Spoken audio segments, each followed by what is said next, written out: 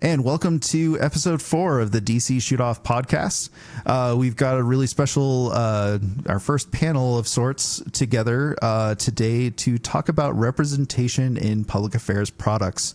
Of course, we've got my co-host, Tyler Prince. Don't just wave at the camera, hey, Tyler. And for the first time, we've also got Adrienne Borgoff coming to us from New York. Adrienne. Hi. Okay. And we've got my old boss, Cheryl Klinkle, on the line with us. Hi, Sam. Thanks for having me. Absolutely. So we've got kind of a streamlined episode, hopefully not going past an hour this time. But remember, it's all play.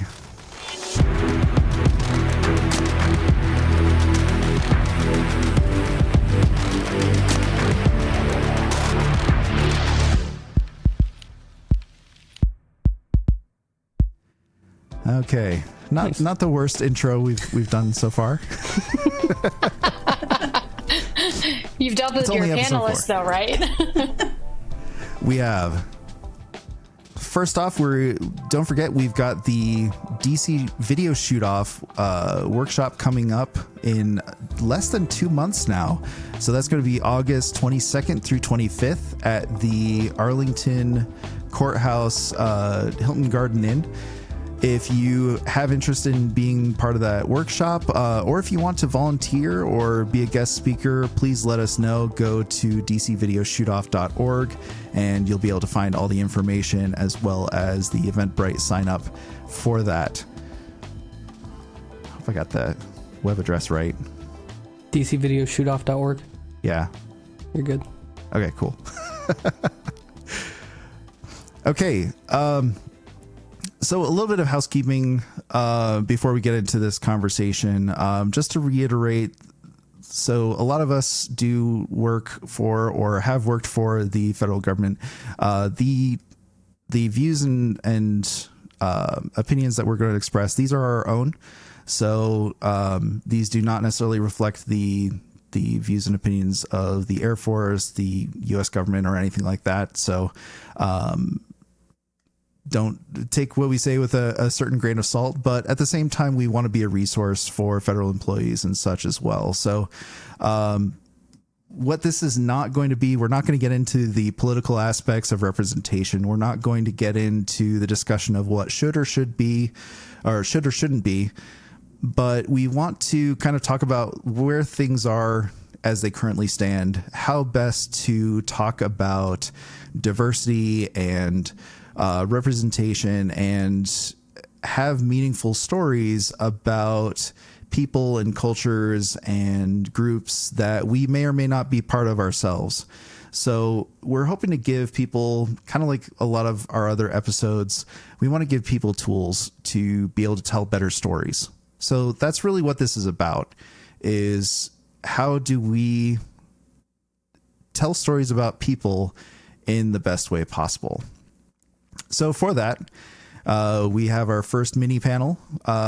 We've got Adrienne Borgoff, currently in the New York City area. Adrienne, why don't you tell us a little bit about yourself?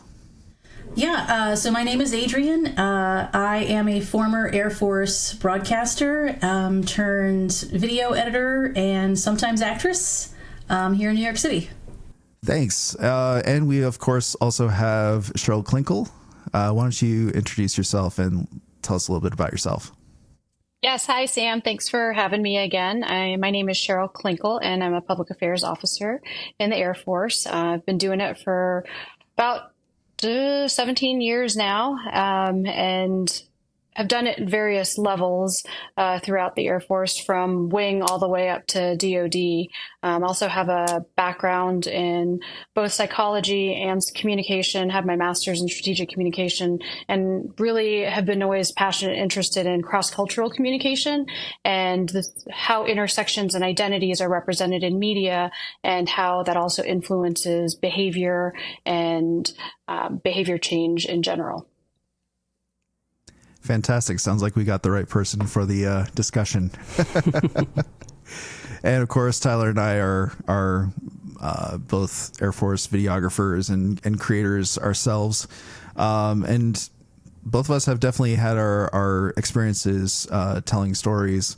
I actually hold the distinction of having one of the first two. I don't know if it was the first or the second, but one of the first two commentaries written by an LGBT member after the repeal that made it to an Air Force website, which was an experience. I think all told, this was back when Air Force Link still had, they were moderating comments.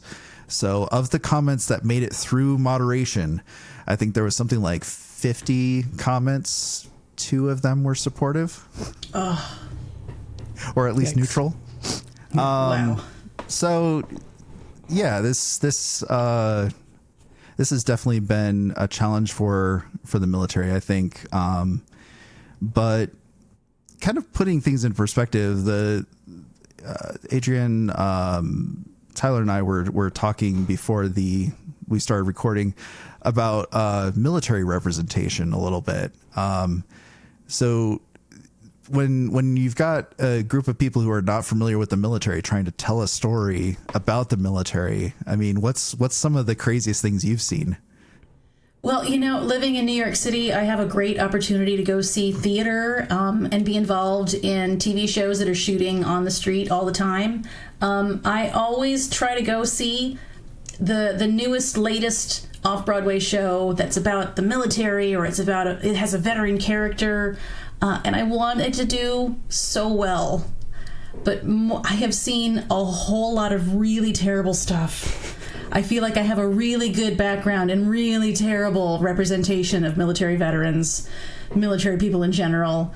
And it's so easy to do it right. All you have to do, you ask questions, find other people to get some experience. If you do that much, you can take it really far. But I've seen some stuff where it is very clear they didn't know who to talk to, or they didn't care. Yeah. Yeah, it's and that's something that we can kind of take into this conversation, because I mean, whether it's seeing officer and enlisted rank on the same person in the Stargate TV show, or was that the movie? I can't remember. Yeah, that was definitely in the pilot of Stargate SG-1 for sure. Yeah, we were talking about that earlier, and I had heard that. For the first couple episodes, they did not have a great working relationship with the Air Force, but later on, they began to have a working relationship with Air Force Public Affairs, with protocol, with the LA office, and they would communicate often to have that working relationship. And they even went so far as to have former Air Force Chief of Staff General Ryan come be on the show, appear as himself on the show. That their working relationship was that great that they could trust each other to make that happen. Yeah, and sometimes these inaccuracies can be just frustrating or annoying to the group that's being represented, like in those cases. But even within the veteran community, you see a lot of representation where they kind of paint every military veteran as with PTSD and alcoholics, and sometimes that's true. Stereotypes are often stereotypes for a reason, but that can be genuinely harmful to that community if non-veterans think that the veteran that's applying to work is going to be a drunk, unreliable person that's going to have outbursts at work. So coming into this conversation, that's really what we're trying to avoid, is telling stories that fall into stereotypes and are potentially harmful to those communities, and to tell more meaningful stories as a whole that don't kind of reinforce biases and actually show people for who they are rather than what we might think. And I looked up some statistics going into this conversation just to kind of see where the blind spots might be for the military specifically. And I was kind of pleasantly surprised that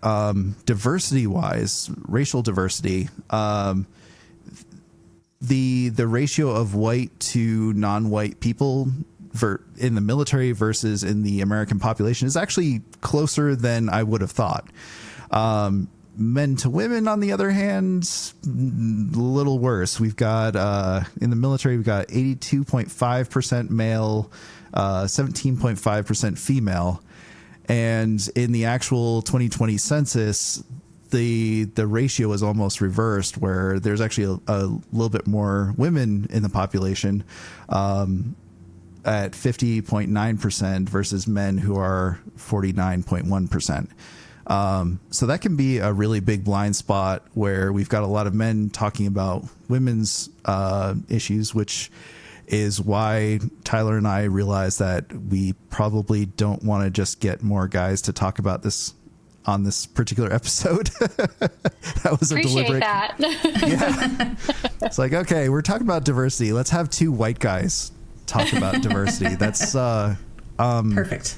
let's not do that.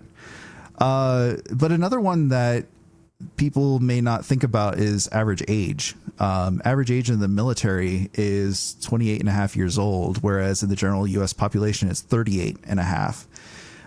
We also have a predisposition to able-bodied people because that's a requirement for military service.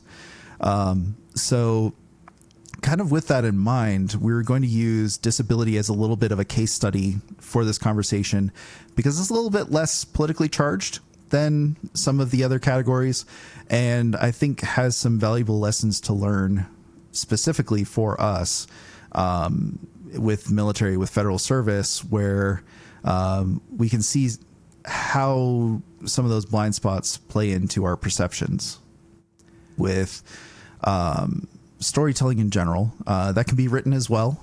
I'm a firm believer that different forms of storytelling are just different dialects of the same language. But we have a tendency that we want to kind of abstract ideas so that they're a little bit easier to digest, a little bit more familiar to our viewers and our readers. But that also kind of plays into how tropes and stereotypes evolve. So what are your thoughts regarding where that line falls? Let's start with you, Adrian. How do you mean where the line falls? Where the line? So if we want our stories to be kind of simple, to be able to be read by our viewers, or viewed or understood, really. But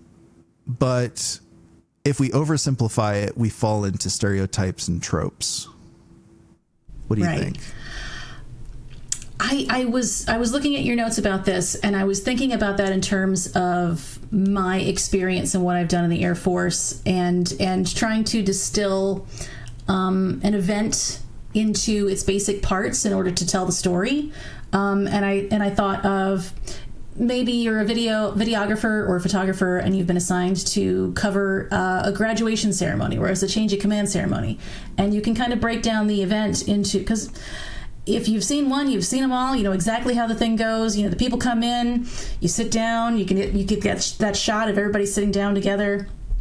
You know, there's going to be speeches, and then there's the actual event, and then there's a couple more speeches. Everybody walks. You know, there's a big celebration. You can break down that event into its purest abstract form. I think that you can run a risk of telling untruths if you apply that same sensibility to people themselves, like individual people.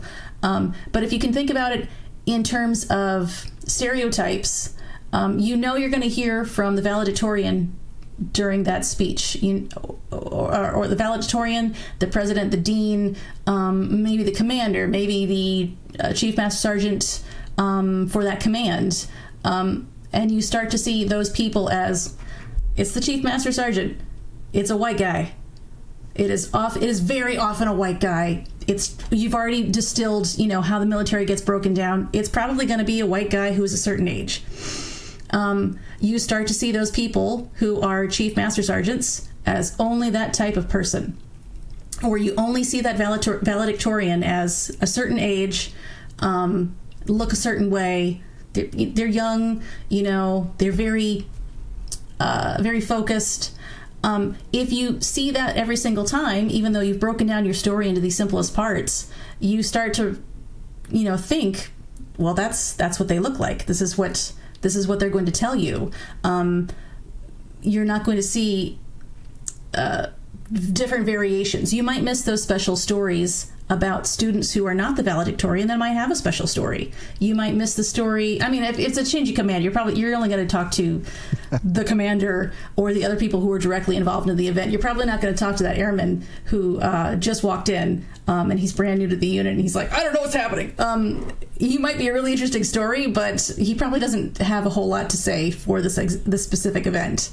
That's a little wild and crazy, but that's kind of how I thought about it.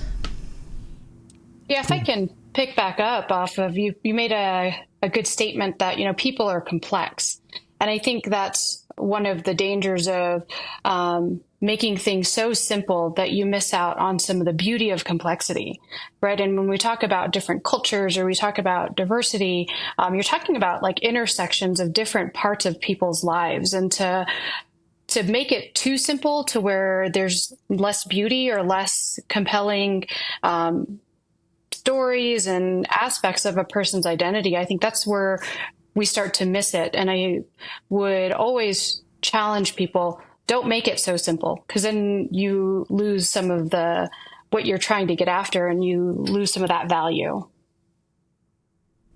Absolutely. I think to piggyback off of that, instead of approaching a graduation or a change of command as the event that is happening right now, maybe you follow that character, that person from before the ceremony. They're getting ready. They're getting dressed. You get those pictures of getting ready for the event, and then you get to talk to them about, this is what my background is, and this is what I'm studying. They might not be the valedictorian. They might be, someone who was dealing with homelessness, and they've had a struggle. They're pushing through this trouble that they've had to become just an average student, and they're so happy about being an average student. It's really important to them. It's really meaningful to them. But it's a story that you might not hear if you are some other parent that is sitting in that room watching the graduation. You'd never know it, but it's a really unique take on what that event is. But you have to really go out there and find it and ask around. Yeah, our previous episode, we had Alex Henninger from AFN in Italy talking about how when he's asked to cover an event, he would rather find the character and tell that character's story with the event as the background rather than making the event the story, because the event that's just an event, that's a thing, whereas people are more interesting. Tyler, do you have any thoughts?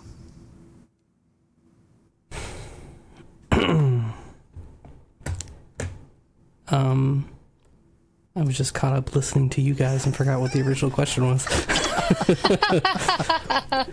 Well, I think it's really easy to fall into that I'm just going to go cover the ceremony because that's what's going to happen this time of year. But you have to really put in those extra steps, that extra effort to make a story special. And it just depends on if it's important to you to go those extra steps, or if it's important to your command or your boss or whoever that other person is, to make your stuff really shine. Mm-hmm. And sometimes you might need to convince your boss to let you take the tack that you would like to take. Absolutely. I think one part, in my experiences where I've tried to think outside of the box, when given a task by a commander or whoever, is, okay, well, what's the objective? What are we trying to get out of whatever we're covering? Is it to just cover the event, or do we actually want to change how somebody thinks or behaves or accepts other people? And so I think when you get to your true objective of whatever story or visual or video you're trying to create, it helps you think of other ways to display it or to, plan from a different angle. And I think that's a hard question, because I don't think a lot of people are ready to answer that. And so sometimes you have to give some different ideas and concepts to help visualize what do you mean? What am I after? I want you to cover this Heritage Month or whatever it is. But maybe there's something more to, well, I know that there's an airman who is of this heritage and doesn't feel accepted in their unit, or somebody who has maybe a disability that is invisible too. And so being able to shine the light so that it makes people rethink how they, one, stereotype others, and two, how they accept and embrace and create a culture that actually is inclusive. I think it's important to, when you're doing stories about people, to just get to know them as they are, because they're going to be more open to talking to you about this other stuff, their disability, or whatever it is you were sent there to do, if you know them and talk to them as a person. I was working on a project. Actually, it's not done because I won't get into it. I shot it a long time ago. I interviewed a lot of airmen who, it's called the Airman Medical Transition Unit. Basically, if an airman gets injured, it could be like a motorcycle accident, getting run over by a forklift. They could get cancer. This unit brings them into wherever they are and makes sure that they're getting the treatment that they need. And sitting down and talking with the people who are going through basically the worst thing ever in their life, the first question I did not ask was, so what's it like to have cancer? Just because my mom had cancer, and obviously cancer does not define who she is as a person. So really important, no matter what you're doing, get to know the characters you're actually talking about, and it helps for you to give them information or give them parts of yourself too, because you're asking for them to share things on camera that they may or may not be comfortable sharing with on or off camera. Definitely. True. So let's talk a little bit about some common tropes and things that we see in media, just to kind of show how pervasive some of these can be. One of my favorites is the Bechdel test. Adrian, I know you're familiar with the Bechdel test. Why don't you walk us through it? Right. The Bechdel test is actually a very simple test. If you have women in the scene, in the movie, and their conversation is not about a man, you have passed the Bechdel test. It's a very low bar, but it's surprising what TV shows, what movies don't pass that Bechdel test. The two women might not even have names, and then their only conversation is about the guy who's not there. And they just kind of serve as plot devices to move forward the story, and they're not treated like real characters. They don't have outside lives. But the Bechdel test, if you pass it, they do have lives. They've got last names. They've got interests outside of the main story, and they become more interesting characters. And you have a more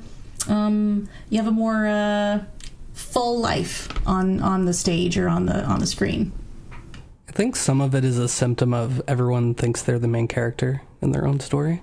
So anytime someone writes something, there's the main character and everyone else is tertiary because they're not that involved in their lives. I got married in October, and I've never been more aware of how my wife has a completely separate life from me. She doesn't stop existing when she walks out the door. She has a whole life that she goes and experiences, and it has nothing to do with me. So, yeah, I think fleshing out your characters all the way down, and actors bring a lot to that too, but a lot of movies are centered around a single person, even when other characters or that person's not in the room. And a lot of times it's a man, because that's a lot of Hollywood movies, but fleshed out characters at all is just a really good standard. It takes that extra time. It's more time that the writer has to focus on telling that story, just like any photographer or videographer or journalist out there in the Air Force or any other military service. It takes extra time to do a good job. And Absolutely. That doesn't always happen in TV and movies. And there's lots of ways to go about it. You don't have to write dialogue. They don't have to have a lot of dialogue to say it. You can do it with set design and what they're wearing and the way the characters interact with each other. but passing the Bechdel test is a really, really, really, really, really low bar. It should be pretty easy to. It is. I don't have the list in front of me, but I remember seeing movies that have passed the Bechdel test, and they are not bastions of equality and representation. It's a really low bar that a shocking number of movies and TV shows do not overcome. Adrienne or Cheryl, have you ever watched a movie or TV show and you're like, wow, this was clearly written by guys with no input from a woman? Yes. Like when women are running in high heels. Like, not real. Very difficult to do. What, you mean in That's Jurassic like World they can't outrun a T-Rex in high heels? What? And a silk skirt. Not going to happen. And it's clean the entire time. As Jimmy Buff is escaping with a margarita. It's like every scary movie, they're falling down and doesn't they're make any sense. Vulnerable and helpless. And I think that's like the danger, right? It's easy to be lazy and say, I'm not going to develop these characters. I don't have the time. I don't have the resources. But the dangers they're not important. But all you're doing is reinforcing stereotypes in society that is also unhelpful.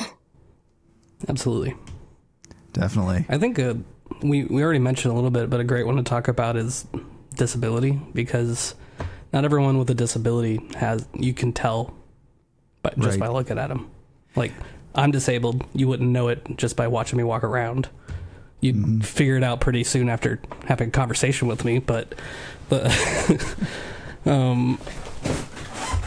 think, because basically anytime you're thinking about like disability shown visually, somebody's missing a leg or has a big scar, something like that.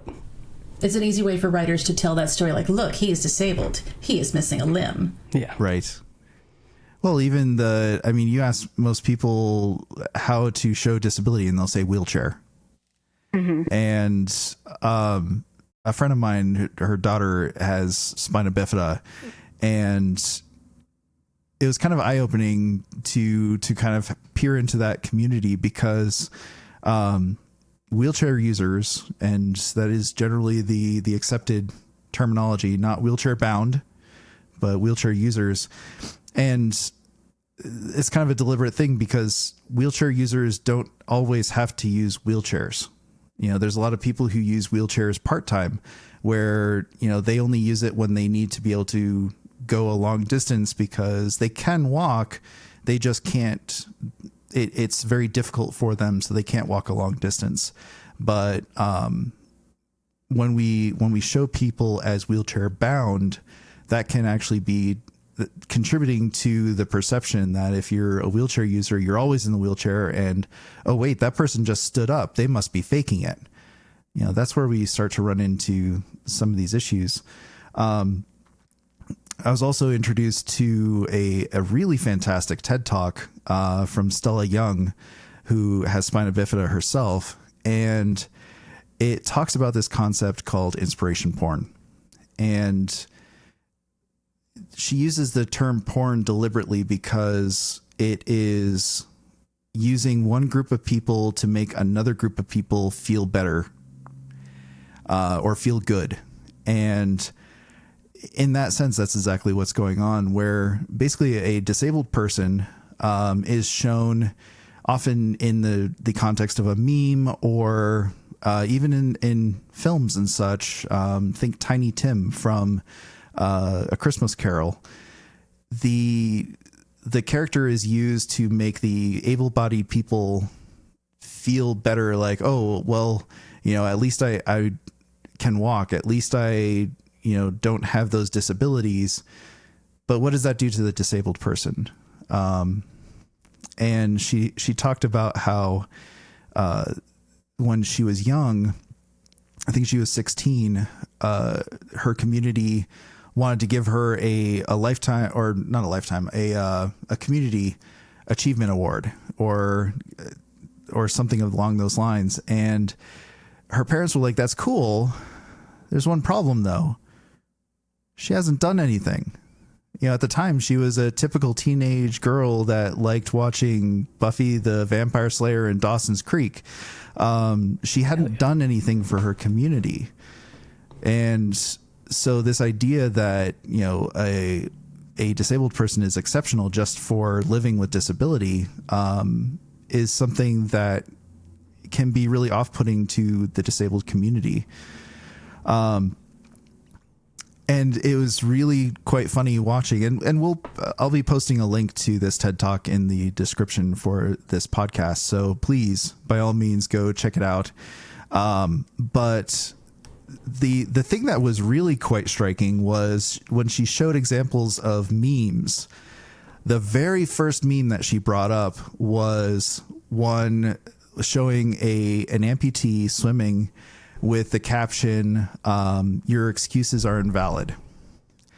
And it's funny because that photo was shot by a military photographer. I remember Tyler Main, yeah. And in fact, I remember that particular photo because it's an amazing photo. It's an absolutely amazing photo. Great photo. But that was one of the finalists for the sports category of the Military Photographer of the Year competition that particular year. And while it's an amazing photo, it also kind of spoke to a trend that we had been seeing. Pretty much everybody in the career field had been seeing, where to win the sports category, you pretty much had to have a photo of an amputee. It just every year that was what was happening. It was an image of an amputee doing some sort of sports. And, you know, it kind of plays to that idea of if it bleeds, it leads, but it was happening every single year. It was happening more often than JT Locke won Milfog. So, which is saying something for those of you who know. But it's legendary. It's legendary. And in fact, I wouldn't be surprised if that's part of the reason why they got rid of that category for a little while. But it's interesting in the military context because we do have the Wounded Warrior program. We do have these programs that are designed to lift people up after a disability. But if we take that same mentality towards a story about Special Olympics, because a lot of military bases have Special Olympics, that may not be the right move. So inspiration porn can have a lot of different ramifications. I ran into this with a story that I did about that friend's daughter with spina bifida, because she had been able to walk. She was actually able to walk at, I think, age 7 or 8. And when she was little, the doctors had told her mom that she'd never be able to walk because of her disability. And, you know, this was happening towards the fall. And, you know, I was really excited about being able to tell this story because, you know, I had seen all these images from the military, and you know, if it shows a disability, then clearly it's going to go far. But I was all set and ready to kind of frame it Tiny Tim style. You know, it's a Christmas miracle. This little girl can walk. And her mom was like, "Oh, wait a minute. No, you are not doing that." Because realistically, that was not a miracle. It was years and years of very deliberate effort from both her mom and her, tons of work. And to be able to let her walk and defy the odds and defy those doctors who ignorantly said that she would never walk, you know, it was work. And by me framing it as a miracle and, you know, reducing that story to that, I was completely ignoring, completely sidestepping all of that work, all of that effort. So that was an eye-opening experience for me to realize, whoa, I need to rethink some of the way that I think about these things, because these tropes, these stories like Tiny Tim that influenced me growing up, that's not you know. It's funny to I say. think that you can have good intentions with stories like these because you want to pull at the heartstrings of the viewer or the reader. But when all of the stories begin to fall into that same area, it becomes like the TV show Extreme Home Makeover, where every week, like, you're crying and it's such a great story, but like apparently every family that they focus on, you know, has a serious issue. Either very often, you know, a family member has a special disability and they're really struggling and they do need help. But like every single time that they would put on that show, the family member has an issue. This family member has an issue, and it starts to lose all meaning. And the you know, every episode's you know how it's going to go. They're going to focus on a disabled member of the family or some sort of trouble that they have. Like I said, it starts to lose all meaning. You need to have that variety in there for those moments to have impact and to have meaning, and also to, you know, take that time to focus on the person and not their specific challenge or trouble. Yeah. And I think one thing too, when you mentioned, you know, this idea of inspiration porn, and I think to Adrian's point, there's always a balance, right? Because psychology and behavior change, even marketing research shows there is some benefit to seeing others like you and achieving, you know, putting good effort into a goal and achieving a goal, because being able to see others do that, it can be inspiring. But I think to Adrian's point, when it's so regular and that's all that you start to expose yourself to, then you kind of forget about it. Yeah, and it kind of, the way that I eventually reframed the story about this little girl, I basically, instead of having it be a story of her against her disability, it was a story of her overcoming the doctors who said she wouldn't be able to walk. And so it was a story of perseverance and hard work rather than a story of miracles and, you know, this little girl who has a disability, now it's not so bad anymore. So ultimately it made it a better story, and you can still inspire people without reducing what a person is and what they've accomplished. It's also more accessible, right? Like, not everybody's had some major medical event or disability, but everyone's done something just because somebody said we couldn't do it. So And put in that hard work. Yeah. That's actually why I do most things, is somebody probably told me you can't do that. So I think it's easier to connect with when you look at it from framing like that. And I think you bring up a good point, and I think this kind of ties back to what I talked about earlier, is like what are people hoping to achieve, or what are their objectives out of covering something, is knowing who's your audience, right? So if like based off of Sam's readout of our statistics in the military, if a majority of our audience is white males, well, featuring, you know, a woman for Women's History Month may not be interesting to them. So how do you actually hook them into something they might be able to relate to, so that they read, they watch, or they're actually looking at the visual in a different way? It's actually a really good point. And, you know, that's something that a lot of times we don't think about. I would almost liken that to the idea of like an eye-opening thing for me when I was learning photography was, okay, cool, take photos of the, you know, the event, the parade that's happening, but don't forget to turn around and look at the audience, look at the people. So yeah, sometimes telling a story from a different perspective, from a different point of view, can absolutely make it much more relatable. Let's see. So we've talked a bit about kind of what you don't want to do with representation. Let's look at a few examples of good representation. One of my favorites is actually Lafayette from True Blood, who is a gay character. And a lot of people, you know, if you say first gay character in mainstream television, they'll point to Will and Grace.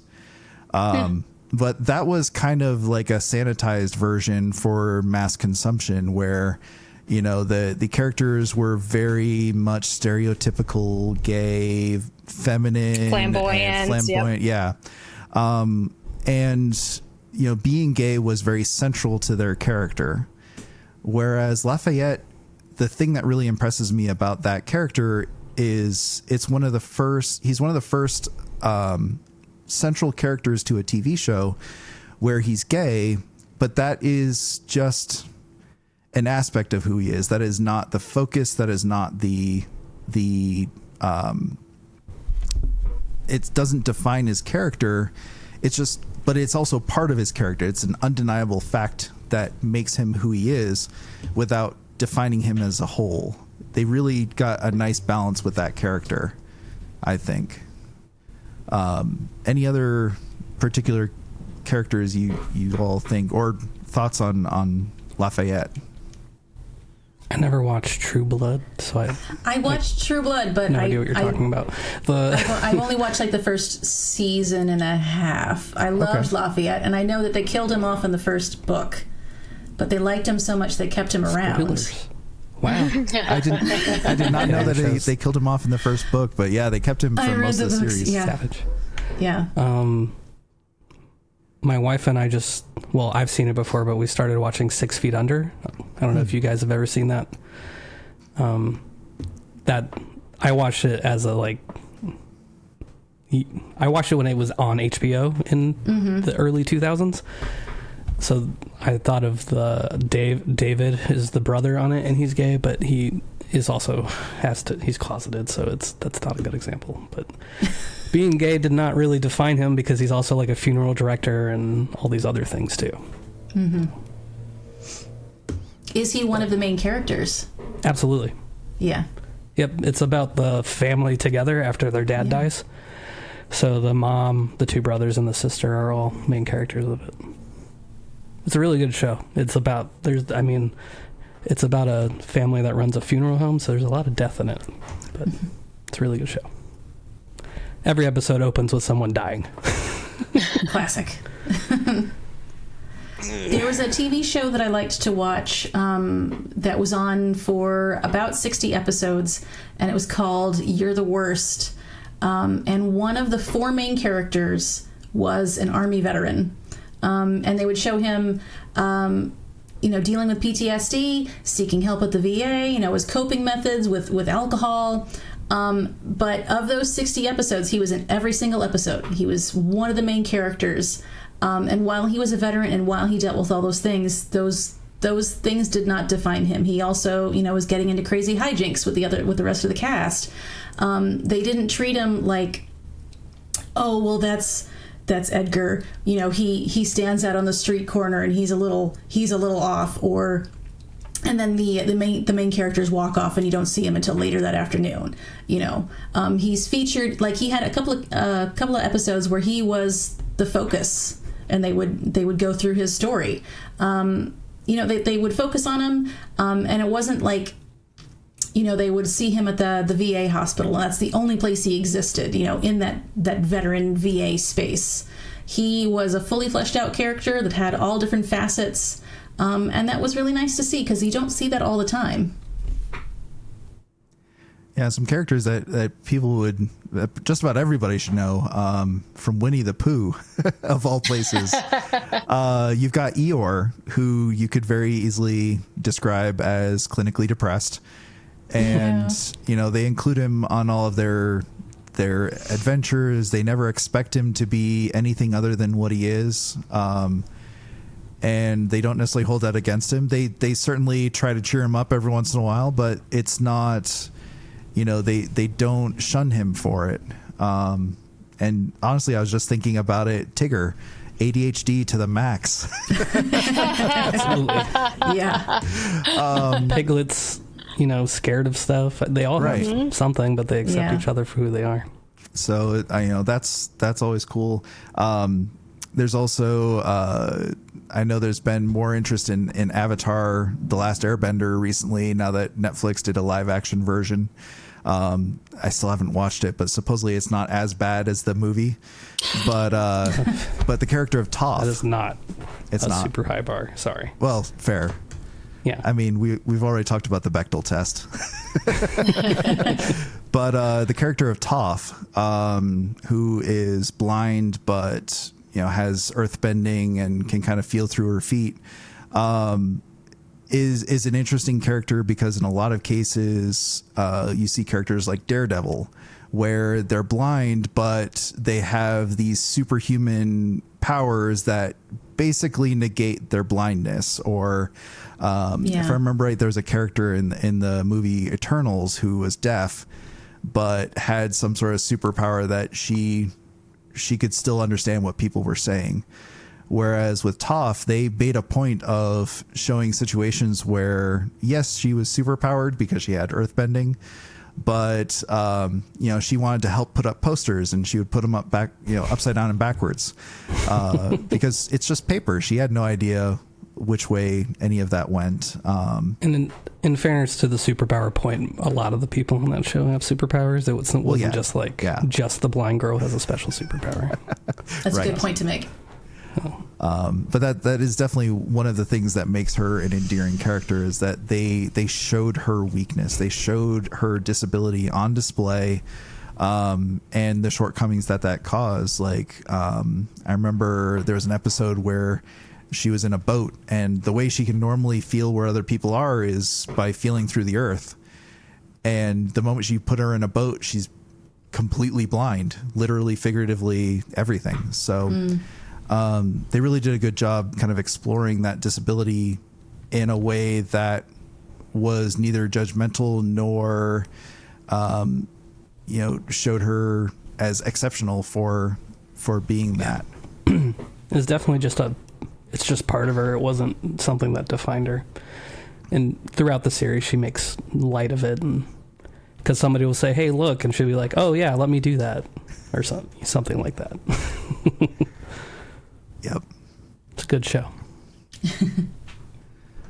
Any other examples that you've seen that kind of show people in a great light? And I'm trying to think of like a written version, a different character, like in Harry Potter, right? But I mean, you could look at someone who like Hagrid, who's this big out of place character. But I think to your point, Sam, about like Eeyore, people embrace them for what they bring, who they are, the talents they do have. And people eventually get over it, but it takes, to everybody's point, it takes time to be able to understand what that looks like. How do you help understand and display that so it can, they can be accepted a little bit more quickly. And honestly, you saying that it's hard to come up with examples is kind of the point, isn't it?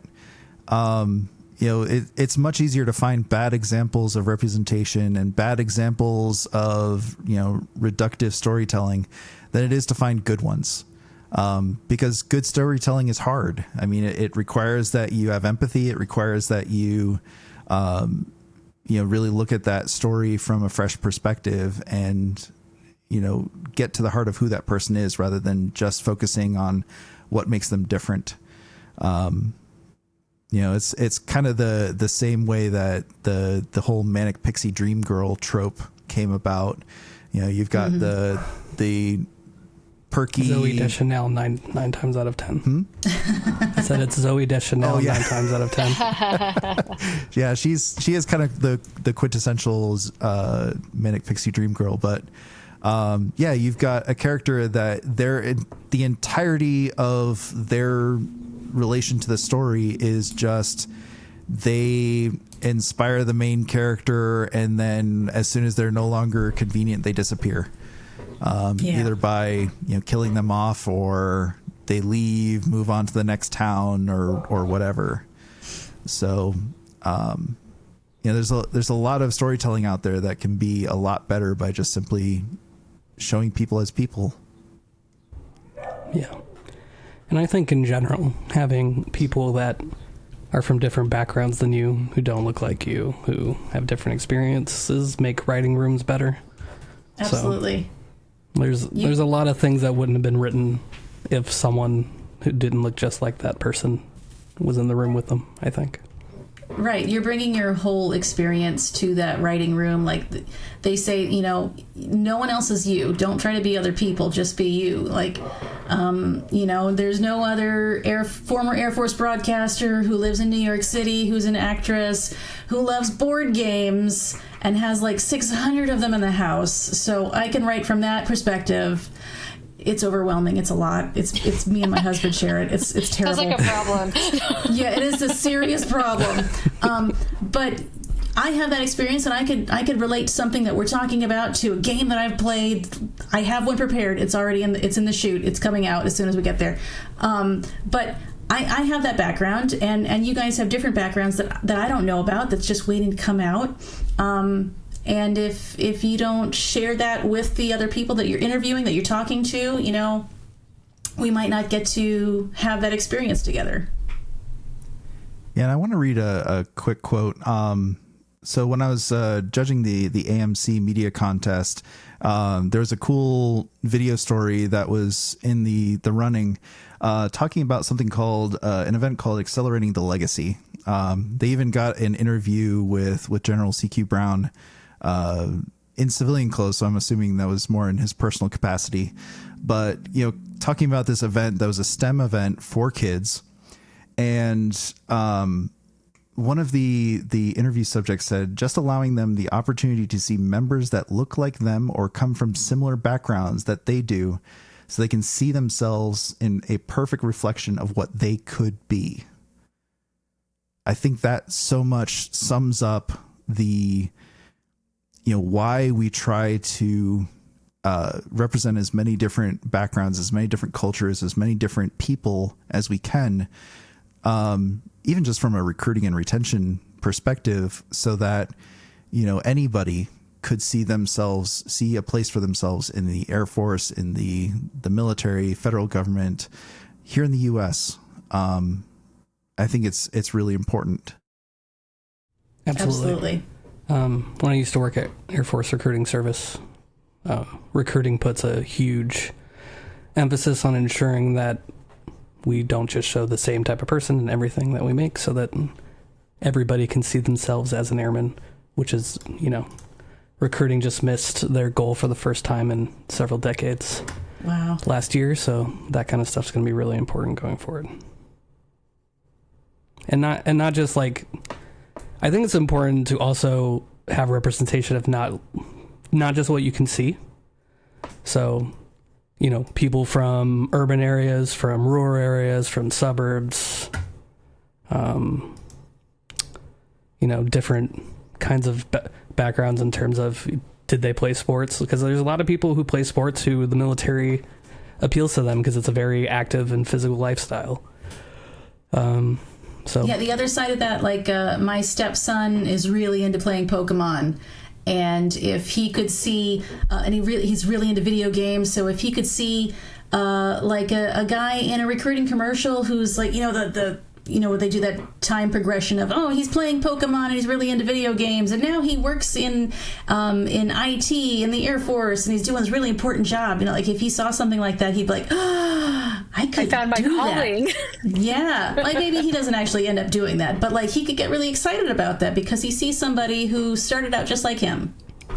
Yeah, we did a commercial where young man basically working on like model aircraft and RC airplanes ends up being a maintainer. It's a pretty, you know, easy visual to clear progression through the video. But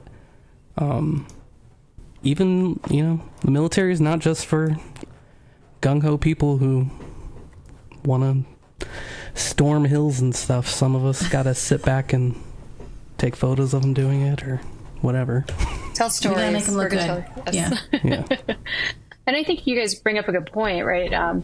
If we don't show those people, you cut out a certain segment. And as you know, an Asian American female, when I joined, I was very eager to change my my maiden name when I got married, because I was really sensitive about how much I stuck out. And as I've gotten older and more comfortable in my identity and who I am, you know, now makes me rethink of why was I so I wanted to be part, and I wanted to be I just wanted to blend in. And I think I missed an opportunity to share some of my identity, some of my culture, and some of my adversity too with others when I, tried to fit the mold. And so I think being able to create that environment and show that type of acceptance visually or through storytelling will open up others to continue to share other aspects of their identity too. Absolutely. I think if you're looking at recruiting commercials, the one that comes to mind is, I'm going to pick on the Marine Corps a little bit, because they didn't have a woman in a recruiting commercial until I think within the last decade, maybe less time. But if you're a woman thinking about the Marine Corps and all of the media you see coming from it is just guys, are you going to think that's a place for me? Maybe you're thinking they don't want women because they never show them in the Marine Corps or something to that effect. Yeah. So we've talked a lot about the background about this representation and kind of the considerations. So let's kind of get into the no kidding. Hey, my boss just told me to do a story about a Heritage Month, whether that's Asian Pacific Islander Heritage Month, Black History Month, Pride Month, which we're in right now. And how do I make a meaningful story? So, first of all, how would you go about trying to avoid biases, pitfalls, and tropes? It sounds really simple, but if you just Googled, that storyline, I bet almost every single AF.mil website looked pretty similar. Every feature story, it might be one individual, and it might be, a day in the life of type thing, or it might be that luncheon where they do celebrate the event. And I think that's a missed opportunity again, because people will take that easy route. And I think it goes back to then, well, why are we celebrating this month? What is it that what does make it special or different for that group? And again, pulling on a little bit more of what makes it unique, what makes it special, and try to work it from a different way. Yeah, I think the day in the life. Oh, I'm sorry. No, I think those are really good opportunities, those events, to meet the people that you want to tell those stories about, and then you have to do that networking thing that is so cringy, that's uncomfortable. Meet strangers, but ask those questions to find a unique angle. My experience doing products like this is, you mentioned day in the life, story about the person. Yeah, a lot of times.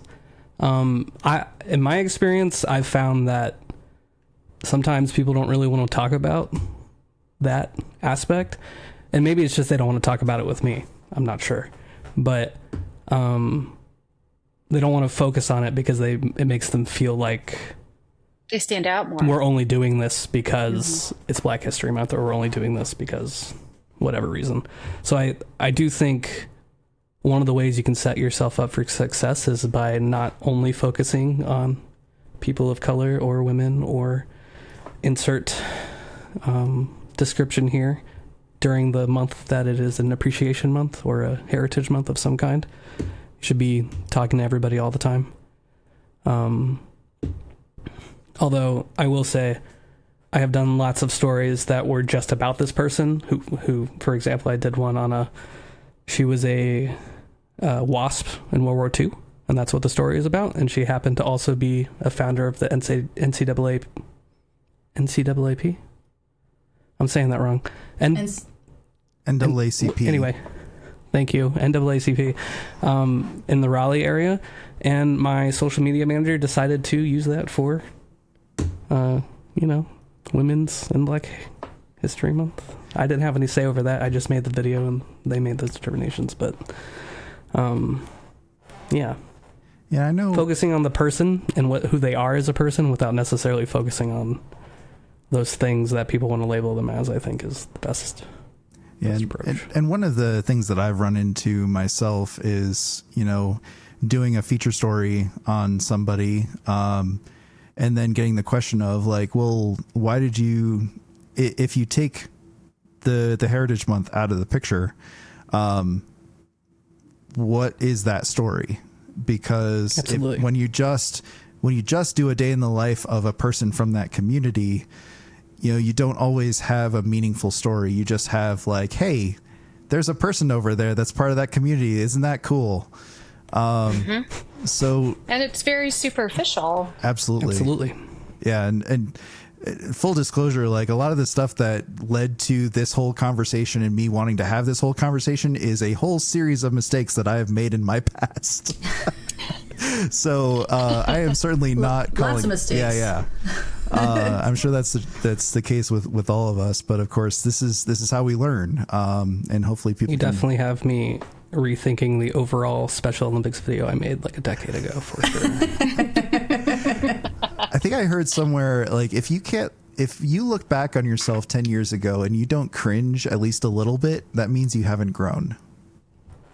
Which is kind of an awesome way to think about it. Like, okay, it's actually a good thing that I can cringe about the way I was even like last year.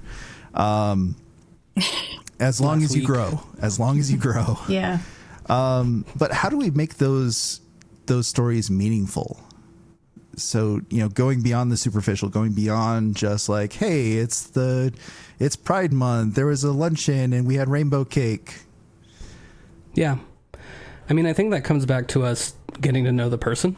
Like, and I mean really getting to know the person. Like, you don't always have this opportunity, but if you can get on the phone or sit down and have coffee with the person before you come out and stick a bunch of lights and cameras and all that kind of stuff in their face. Yeah. And just get to know them on a personal level. Everybody's a little different in their comfortability and what they're willing to talk about, and that's okay. But even just asking the questions like, hey, where are you from? Where'd you grow up? You know, something I ask people in the military all the time is, why'd you join the military? Because everybody's got their own, you know, it could be my granddad served in World War II, or I really needed a job, or insert reason that someone joined the military. But getting to know them and asking them questions is going to tell you more information than they're maybe even aware that they're revealing to you. Because some people, like, they might have done something really cool that they don't think is that big a deal, but it is a big deal. You just have to see it from that perspective. I think we cringe because if you're doing that in that Heritage Month, you're like, this is the only reason I'm doing this. So you have to like be ahead of the game. Not just the month before or the week before, but like earlier in the year, just out there meeting people and talking to people and stumbling into interesting people that have other facets that aren't related to the military and aren't related to their job. You know, they're just like, I'm really into like remote control cars or you know, doing puzzles. I'm really awesome at puzzles. So then when those months come up and you go, hey, I got a friend, you know, he fits into this Heritage Month, but he also does puzzles and he's really good at it. And he did this really great one, you know, he's just getting ready to finish it, or he's getting ready to frame it or something, you know, and you can make it a little bit more about what that time of the month is, what that time of the year is. Wait, you mean public affairs requires planning? What? No, again, cringe. We don't plan. Yeah, I mean, I was definitely going to bring up the fact that these Heritage Months, they happen every year. I mean, these holidays happen every year. They're really predictable. So, you know, making those connections throughout the year, and it's less about like you're only doing the story because it's that month. It's like you're only releasing that story because, or you're releasing that story on that month because it's that month. Right. Not because it's a bad story or anything like that. Like, you've got this really cool story. You just wait until that month to release it. If you're doing it correctly, the Heritage Months, you're just resharing stuff you've already made that highlights people already. Like, it's not about the month. That's just your opportunity to highlight things that have already been made.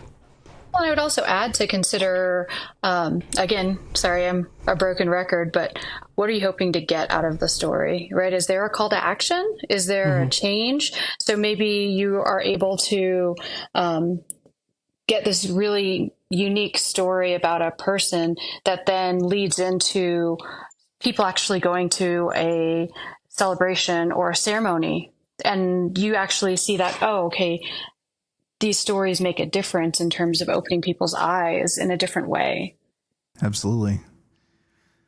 So, kind of getting to the other side of this conversation, oftentimes the more we try to make stories meaningful, we start to butt up against sensitive areas. And right now, definitely, there's a lot of hot topics politically that we have to be careful of.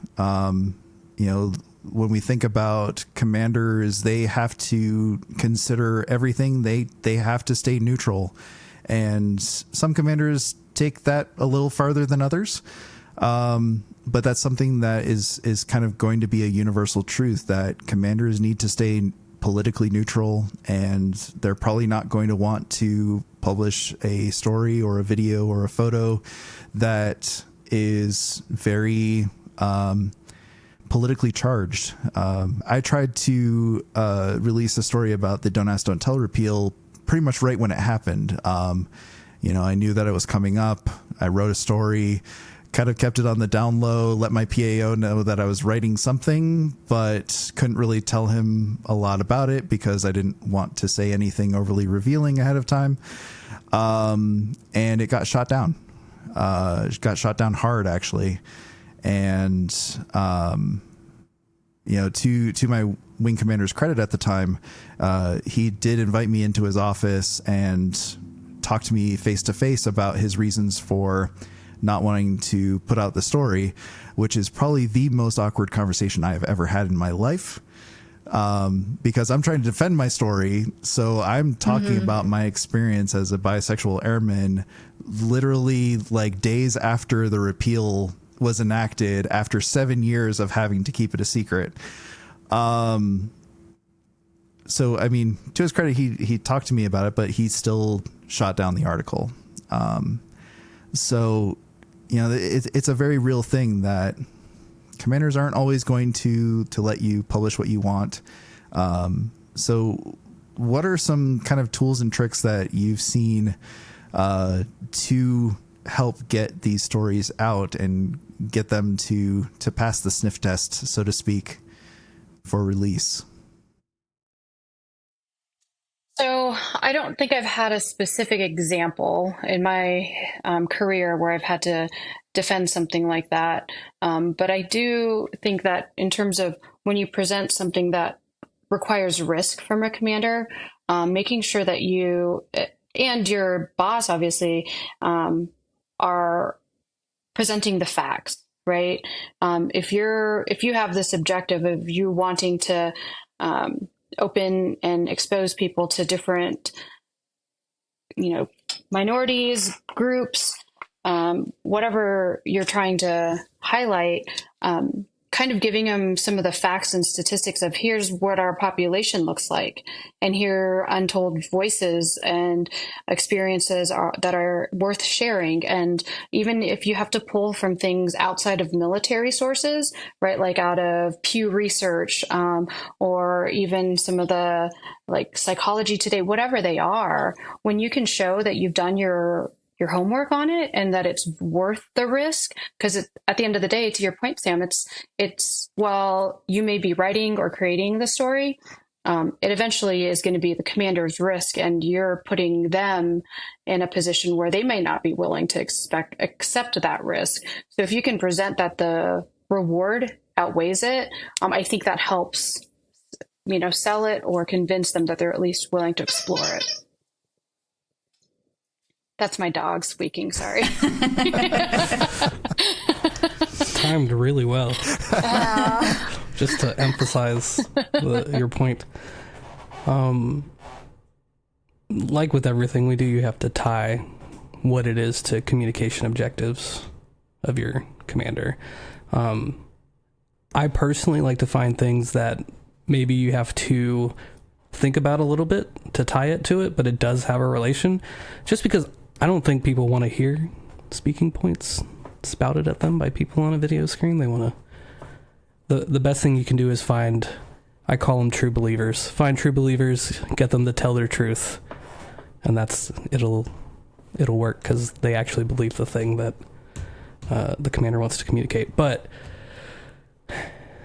tying to communication objectives is the best thing you can do to get commanders to approve what it is that you're making. Yeah, I agree there.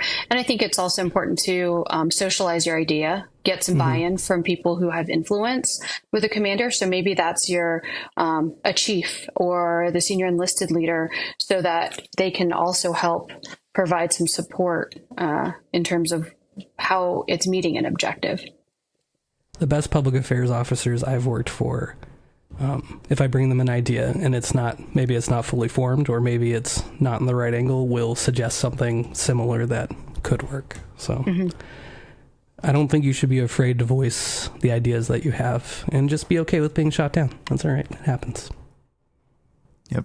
And definitely socializing helps you kind of see potential pitfalls, see where a story might get into dangerous area where it wouldn't get approved. And I mean, kind of speaking to your point, Tyler, the staying dispassionate about it honestly helps. Granted, I'm one to talk. It's hard. It's really, really hard.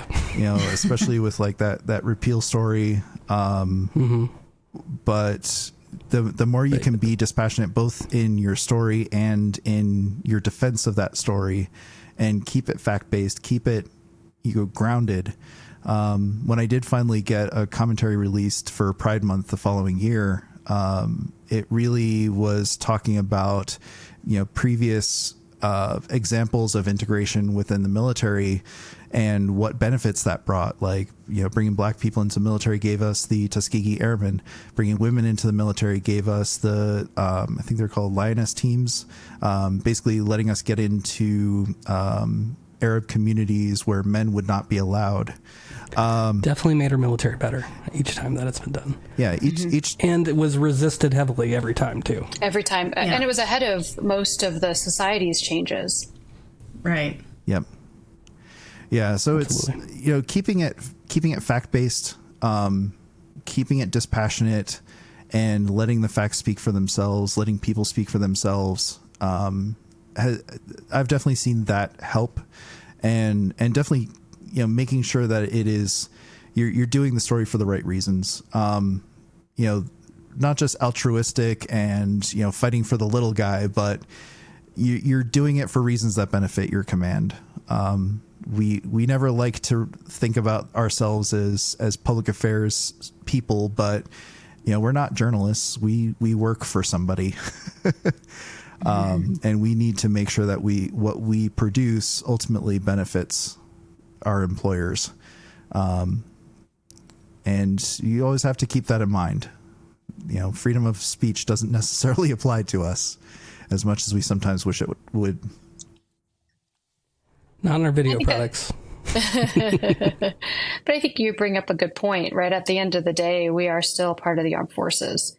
And so maybe if you get shot down, it might not be because that person doesn't believe in your story, but that the resource might need to be used elsewhere to tell a different story. And so I think that you have to take that into consideration too. And sometimes the answer is just do the vanilla story.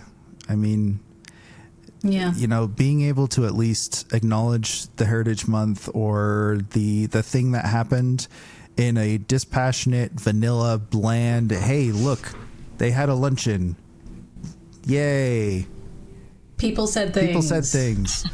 I mean, ultimately, that still helps showcase diversity. That does still help. And sometimes having that story out on the base website is better than not having it at all. So you're going to meet those objectives that you wanted to meet. Yep. It's not going to be the most exciting way, but you're going to hit them. Yep.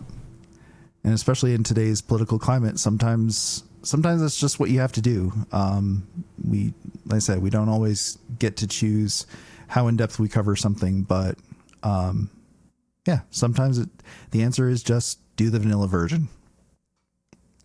So I think that's pretty much all we wanted to chat about for this discussion. We are we are at an hour and 15 minutes. I promised myself that I would not do this, but I also knew this was going to be an in-depth topic. So I appreciate all of you for bearing with me. Is there anything else you'd like to say on the topic? Just be original. Don't pick the topic or the angle that everybody else is going to do, because it's really obvious. Try to go a different way. Thank you, Sam. Thank you, Tyler. Thank you, Cheryl. And Cheryl, anything you want? You can cut me right there. Cheryl, anything you want to add to the conversation? Parting thoughts? Yeah, I think, to Adrian's point, don't be afraid to take on some of these challenges and look at things from a different way. There's, I think, a lot of beauty and complexity. And I think there's a lot of value in how people present themselves, and then you break them down to these interesting chunks. And there's, because of our ability to do that in such a creative way, we're one of the few career fields in the entire military that has so much freedom. Take advantage of that, and look to see what you're trying to get after, so that you're doing it not just even for the sake of storytelling, but you're doing it for the betterment of our culture and for the armed forces and the U.S. government, because I think there's a lot of value that we do bring to our entire workforce. Fantastic. And Tyler, anything from you? Nope, I don't think I can say it better than that. True. I mean, we brought our guests on for a reason. Well, thank you, Cheryl. Thank you, Adrian, and of course, Tyler. Definitely, I think this was a great conversation, a great way to talk about how to bring diversity into our products and why to bring diversity, and hopefully give people some tools to be able to tell better stories in the future, and broader stories and deeper stories and more meaningful stories. So, I don't know what our next topic will be for our next episode. Still working on that one, but we'll be back in 2 weeks with episode 5. And thank you everyone again for being part of this conversation, and we'll see everybody next time. Peace out. Thank you. Yeah.